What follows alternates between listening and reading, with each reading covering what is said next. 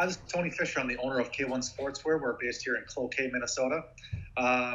We're a company primarily, we focus on sportswear apparel manufacturing with a significant focus on hockey.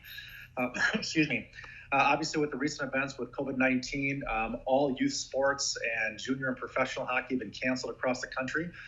And we were in a tough spot as trying to figure out how to keep our team employed, make sure that we keep the payroll going. And that was a big priority for us. And so when things came down and our business started to slow down, we looked to pivot pretty quickly. And within 24 hours, we thought about what could we create as far as where there's needs in the community. And one of the biggest needs, and we knew we could create it based on our existing raw materials, were masks. And these are non-medical grade masks, but they are masks that would cover the face and go over the ears, and that we could give out to companies and distribute to companies that were in need.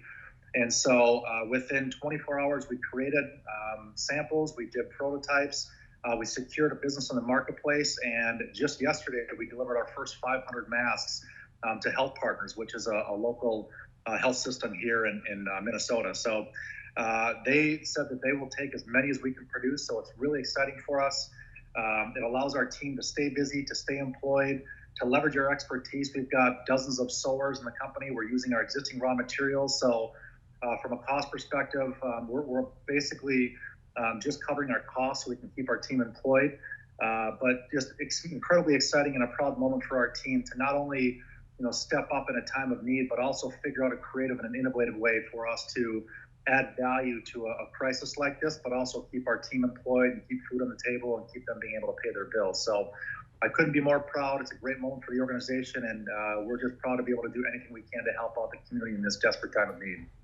There's a lot of people, think janitorial staff, think behind, desk workers or administrative staff or people in the cafeterias that are in these health clinics that may be in the same vicinity as other people that have COVID-19, but because they're out of masks, they don't have that comfort level that they can be at work every day without having something covering their face. And so it was a great way for us to produce non-medical grade masks, but still provide a need to people in the marketplace that really is more of a security for them to have comfort coming into work, knowing that it's not an N95, respiratory mask that's going to block out, 95% of all,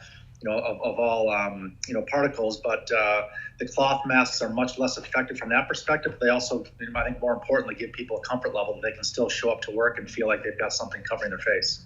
We had a couple of different patterns out there, and I think what was amazing, and this is another great example of people in the community that people were just sharing their patterns online. So we did a lot of research over the weekend, connected with a couple different local companies, a couple other companies across the country, and felt like we found a pattern that worked for us.